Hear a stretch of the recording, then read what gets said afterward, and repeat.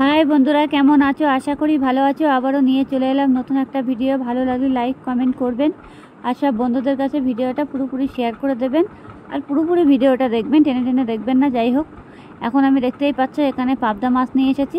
পাবদা মাছ দিয়ে রান্না হবে বেগুন আর আলু দিয়ে। যেতেই হোক, এখন বেগুনের যা দাম, প্রচুর পরিমাণে দাম। অবশ্য মানে দুখানা বেগুন নিয়ে এসেছি আমি 30 টাকা দিয়ে। ছোট ছোট বেগুন, দেখো দেখতেই পাচ্ছ কত ফ্রেশ বেগুনগুলো। এমনি তো জালি আছে অবশ্য বেগুনগুলো। যাই হোক, আমি এ মাথা মাথা একটু করে বাদ দিয়ে আমি বেগুনগুলো আমি ভালো করে কেটে নিচ্ছি এখন। অবশ্য বেগুনগুলো একটু বড় বড় করে কাটতে হবে। বড় বড় করে কাটলে পরে তাহলে বেগুনগুলো আর গলে যাবে না। দেখতেই পাচ্ছ, তখন বেগুনগুলো আমি কেটে জলে দিয়ে দিচ্ছি। আর বেগুনগুলো কেটে অবশ্যই জলে দিতে হবে, না হলে বেগুনগুলো পুরো কালো হয়ে যাবে। এবার আমি আলুগুলো তাড়াতাড়ি করে কেটে নেব। আলুগুলো কেটে নিতে হবে ঝটপট করে। আমি তাড়াতাড়ি করে আলুগুলো কেটে নিতে হবে। আলুগুলো খোসা ফেলে একবারে ছোটো ছোটো করে ফালি করে আমি দিয়ে দেবো। অবশ্যই এখানে আমি আলু নিয়েছি, 4টে আলু নিয়েছি, বেশি আলু নিইনি। এই যে আলুগুলো এরকমভাবে কেটে নিতে হবে। এই যে দেখতেই পাচ্ছ, দেখেছো আলুগুলো কেটে নিয়েছি। নিয়ে আমি এখন জলের মধ্যে দিয়ে দেবো। আলুগুলো অলরেডি আর বেগুন কাটা হয়ে গেছে, দেখতেই পাচ্ছ। কেটে ধুয়ে তুলে নিয়েছি, পাত্রের মধ্যে রেখে দিয়েছি। এবার আমি এখন নিয়েছি হচ্ছে পাবদা মাছ। পাবদা মাছটাকে আমি ভালো করে ধুয়ে কেটে কুটে ধুয়ে নিয়েছি। এবার পাবদা মাছের পেটগুলো খালি একটু ফুটো করে দিতে হবে, নাহলে প্রচুর পরিমাণে পাবদা মাছগুলো ফোটে। আর পাবদা মাছগুলো খেতেও খুবই ভালো লাগে। যাই হোক, লবণ আর হলুদটা ভালো করে মেখে নিতে হবে। আমি এখন ভালো করে মেখে নিলাম লবণ হলুদ। এই দেখতেই পাচ্ছ, লবণ হলুদটা মেখে কিছুক্ষণ রেখে দিতে হবে। অবশ্য লবণ হলুদটা একটু ভালো করে মুখে একটু মাছটাকে মাখতে হবে। মাখলে পরে মাছের ভিতরে লবণ হলুদটা ঢুকবে। আলদি যে ভাবটা থাকে মাছের মধ্যে অনেক সময়, সেটা আর থাকবে না। আর পাবদা মাছে অবশ্যই পেটটা একটু করে ফুটো করে দিতে হবে। অবশ্য পাবদা মাছের গালের ভিতর দিয়ে নাড়ি ভুড়ি বেরোয় যায়, কিন্তু অনেকে দেখি তো পাবদা মাছের পেটটা ফাটিয়ে দেয় না, গোটা থেকে যায়। সেই কারণে পাবদা মাছের মধ্যে লবণ হলুদটা ঢোকে না, আল্লি ভাবটা লাগে। এই দেখো পাবদা মাছ দেখতেই পাচ্ছ, একটু বড় বড় আছে, আর অবশ্য বেশি বড় না আবার বেশি ছোটও না, দেখতেই পাচ্ছ। যাই হোক, আমি কড়াই বসিয়ে মাছটাকে ভাজা বসিয়ে দিলাম তাড়াতাড়ি করে। এই যে এরকমভাবে দিতে হবে, এক এক করে খুঁতে দিয়ে দিয়ে আমি মাছগুলো দিচ্ছি। আর তো হাত দেওয়ার কোনো প্রবলেম নেই এখানে, আর হাত দেওয়ারও কোনো দরকার নেই। আর এই মাছগুলো এমনিতে একটু ফোটে। অবশ্য তেলটাকে ভালো করে গরম করে নিতে হবে। গরম করে নিলে পরে তাহলে আর তেলটা ফোটে না। মনে করবে যে তেলটা ফুটছে, তখন একটু হালকা 2-3টে কাঁচা লবণ দিয়ে দেবে। দিলে পরে আর মাছটা বেশি ফোটে, গায়ে লাগে না। যাই হোক, এখন আমি মাছটাকে ভালো করে ভেজে নেবো লাল লাল করে। মাছটাকে না ভাজা পর্যন্ত আমি উঠাতে পারছি না। যেতেই হোক, আমি মাছটাকে ভালো করে ভেজে নিতে হবে। আর যত মাছটা ভাজবে ভালো করে, আর মাছটাও খেতে খুবই ভালো লাগবে। অনেক সময় দেখা যাচ্ছে মাছটা অনেক কাঁচা কাঁচা থাকে, সেরকমভাবে ভাজলে হবে না। মাছটাকে একটু লাল ভাব রেখে ভাজতে হবে, যাতে কাঁচাটা না থাকে। যাই হোক, আমার মাছটা অনেকটা কালার চলে এসেছে। মাছটা উল্টানোরও সময় হয়ে গিয়েছে। আমি এখন দেখবো, তাও এখনও হয়নি। যেটি হোক, আর কিছুক্ষণে এখনও একটু হবে। গ্যাসটাকে আমি বাড়িয়ে দিয়েছি। যখন দেখবে যে মাছটা নামানোর সময় হবে, তখন গ্যাসটাকে একটু লো করে দিতে হবে। তাহলে মাছটা তাড়াতাড়ি কড়া থেকে ছেড়ে দেবে। না হলে পুরো হাই গ্যাসে রান্না করলে মাছটা ভাজা তখন উঠবে না, ভেঙে যাওয়ার সম্ভাবনা থাকবে। যেতেই হোক, আমি গ্যাসটা কমিয়ে দিয়েছি। এরকম মাছটাকে একবারে উল্টে দিচ্ছি আমি। এই মাছটা অলরেডি আমার ভাজা হয়ে গেছে। এই যে দেখতেই পাচ্ছ, আমি খুন্তি দিয়ে দিয়ে উল্টে দিচ্ছি। অবশ্য দেখে শুনেভাবে দেবে, যাতে গায়েটায় না লাগে। অনেক সময় পাবদা মাছটা ফোটে তো, সেই কারণে। যাই হোক, আমি মাছগুলো আবারও এক জায়গায় করে দিলাম। দিয়ে আমি এই পিঠটা পুরোপুরি ভেজে নেব। মাছটা যতক্ষণে না ভাজা হচ্ছে ততক্ষণ আমি তুলছি না। আর মাছটা না ভাজা হলে তোলা যায় মাছ? যাই হোক, দেখতেই পাচ্ছ মাছের কত সুন্দর কালার চলে এসেছে। অলরেডি মাছটা আমার হয়েও গেছে। এবার আমি মাছটাকে তুলে নিচ্ছি। হালকাভাবে একটু লেগে গেছে মাছটা।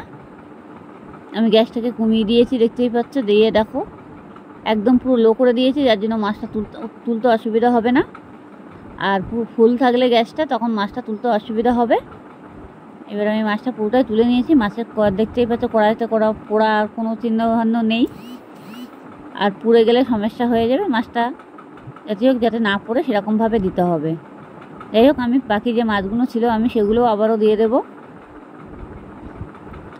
এই পুরোপুরি মাছটা দিতে হবে। দিয়ে আমি এই মাছগুলো আবারও বাকি মাছগুলো ভেজে নেবো।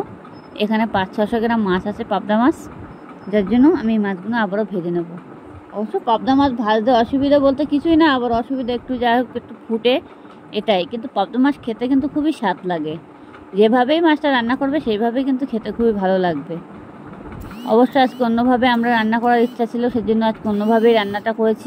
অন্যভাবে ইচ্ছা ছিল সেজন্য অন্যভাবেই রান্নাটা করেছি, যার জন্য মাছগুলো আমি আবারও ভেজে নেব। মাছগুলো না ভাজলে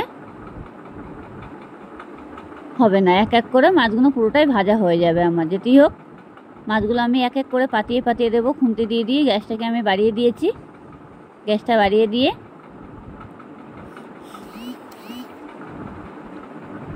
আমি মাছগুলো ভালো করে ভেজে নেব। আমার মাছগুলো আবারও হয়ে গেছে। এবার আমি গ্যাসটাকে একটু কমিয়ে দেব, দিয়ে এই মাছগুলো আবারও সেম একইভাবে মাছগুলো আমি তুলে নেব। মাছগুলো এখনও আমি যেতেই হোক মাছগুলো হয়নি, মাছগুলো আমি এবার উল্টে দিচ্ছি। এই যে দেখতেই পাচ্ছ মাছগুলো, এই মাছগুলোও লাল লাল হয়ে গেছে। মাছগুলো এবার আস্তে আস্তে করে উল্টে দিলাম, একবারে পুরো উল্টে গেল মাছগুলো, অসুবিধা নেই। আর মাছটা ভাঙারও কোনো প্রশ্ন আসে না। দেখতেই পাচ্ছ যত মাছটা লাল করে ভাজবে আর কড়া করে ভাজবে, মাছটা ভাঙবেও না, কিছুও হবে না, গোটাও থাকবে, আর কোনো প্রবলেম হবে না। যাই হোক, কড়াটা যখন মনে করবে যে অতিরিক্ত গরম হয়ে গেছে তখন একটু কমিয়ে দেবে, তাহলে কড়াইটা পুড়ে যাবে না। অনেক সময় দেখা যাচ্ছে রান্না করতে করতে কড়াই পুড়ে যায়, কড়াই পুড়ে গেলে মাছের মানে কোনো থাকে না, ভালো লাগে না খেতে, স্বাদ লাগে না, পোড়া পোড়া লাগে। যাই হোক, আমার মাছটা অলরেডি হয়ে গেছে, বাকি মাছটা আমি পুরোটাই তুলে নেব।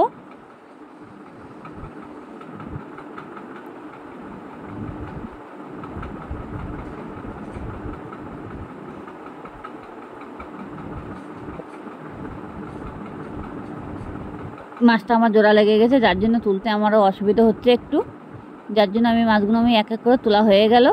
এবার আমি কড়াইয়ের ভিতরে কালো জিরে ফোড়ন দেবো। কড়াইতে দেখতে পাচ্ছ তেল আছে, এই তেলেই রান্না করবো, বেশি তেল দেবো না অবশ্য। এই কালো জিরে ফোড়ন দিয়ে দিয়েছি।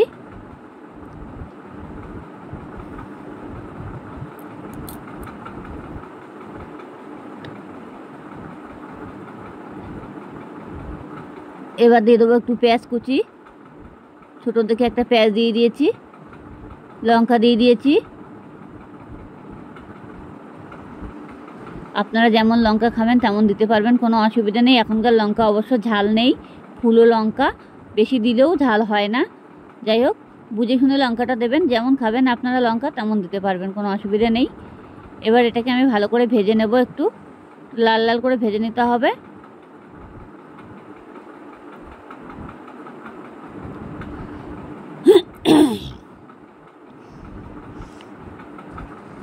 লাল লাল করে ভেজে নিতে হবে এটা পুরোটাই।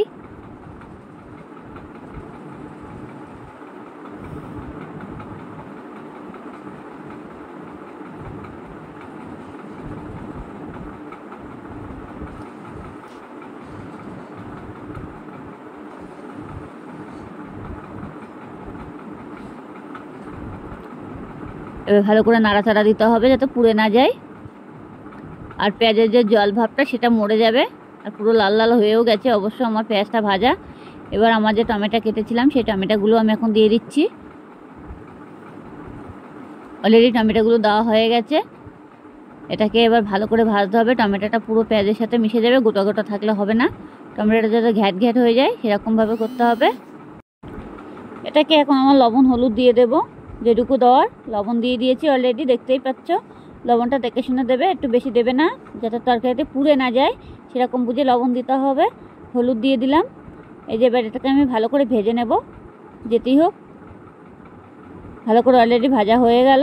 টমেটোগুলো অবশ্যের মধ্যে একদম পুরো মিশে যাবে, টমেটোগুলো গোটা থাকলে হবে না। যেতে হোক, আমি এখন বেগুন আর আলুটা কেটে রেখেছিলাম, সেটা আমি সবজিটা দেবো। যেতে হোক, এটা আমি ভালো করে মশলাটা না ভাজা পর্যন্ত আমি সবজিটা দিতে পারছি না, একটু জিরের গুঁড়ো দিয়ে দিয়েছি। এই যে আজকে সবজি দিয়ে রান্না হবে পাবদা মাছ, খেতেও কিন্তু খুব স্বাদ হয়।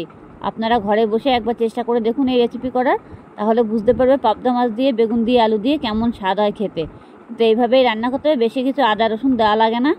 হালকা চাইলে পেঁয়াজ দিতে পারো, না চাইলে না দিতে পারো, জিরে ফোড়ন দিয়েও করতে পারো, কোনো অসুবিধা নেই। জিরে ফোড়ন দিয়ে করলে পরে আরও বেশি স্বাদ হয়, যেটি হোক পাবদা মাছ তো। আর অলরেডি আমার টমেটোগুলো দেখতেই পাচ্ছ ঘটে গেছে। এবার আমি যে সবজিটা নিয়ে এসে কেটে রেখেছি সেই সবজিটা আমি দেব। আমি হালকা একটু চিনি দিয়ে দিলাম যাতে তরকারিটা স্বাদ হয়, আর হালকা সবসময় তরকারিটা একটু চিনি দিলে পরে তরকারিটা স্বাদ হয় বেশি। আর খেতেও খুবই ভালো লাগে। যাই হোক, এবার আমি সবজিটা দিয়ে দিচ্ছি। এই যে সবজিটা দিয়ে দিলাম অলরেডি। এটাকে আমার ভালো করে এখন নাড়াচাড়া দিতে হবে। আর বেগুনগুলো এরকমভাবেই থাকবে, কিন্তু বেগুনগুলো একটু সেজে যাবে আর খেতেও কিন্তু খুব দারুণ লাগবে। কিন্তু বেগুনগুলো পুরো ঘ্যাট হয়ে গেলে হবে না, আর বেশি ঘ্যাট হয়ে গেলে তখন মানে তরকারির ঝোলটাই বেকার হয়ে যাবে। দেখো তরকারিটা কালার কত সুন্দর চলে এসেছে। আর অবশ্যই সবজিটা আমার পুরো সেজে গেছে অলরেডি। এটাকে একটু ভালো করে নাড়াচাড়া দিতে হবে সবজিটার ভিতরে, যাতে মশলাগুলো ঢুকে যায়। কষাই না করা পর্যন্ত যে জল ভাবটা থাকবে সেই জল ভাবটা পুরো মরে যাবে, তারপরে আমি জলটা দেবো। তার আগে আমি এখন জলটা দেবো না, জল ভাবটা যতক্ষণে না থাকবে।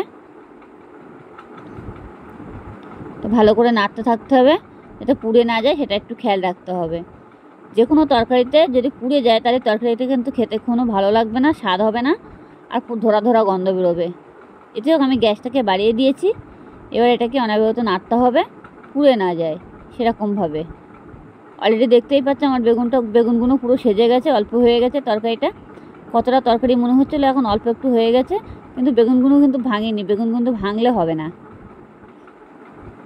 যাই হোক, এটা আমার ভাজা অলরেডি হয়ে গেছে। এখন আমি জল দিয়ে দিচ্ছি সবজিটার ভিতরে।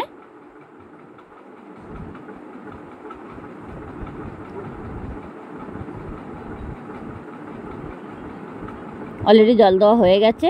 এবার এটাকে আমি ভালো করে নাড়াচাড়া দেবো, দিয়ে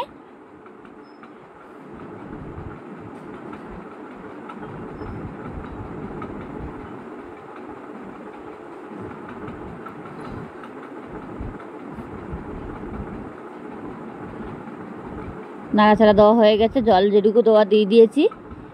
এবার আমি এটাকে ভালো করে এখন ঢেকে দেব। ঢেকে দিয়ে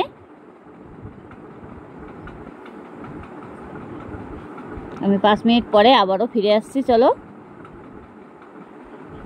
অলরেডি ঢেকে দিয়েছি। ঝোলটা যতক্ষণে না ফুটে ওঠা পর্যন্ত আমি খুলতে পারছি না। যেটি হোক, আমার ঝোলটা ফুটে গেছে। এবার দেখতেই পাচ্ছ আমার যে মাছটা ভাজা ছিল সেই মাছটা আমি এখন ঝোলের ভিতরে দিয়ে দেবো। এই দিয়ে দিলাম। এবার এক এক করে মাছগুলো আমি খুন্তি দিয়ে দিয়ে ঝোলের মধ্যে ডাবিয়ে দেব।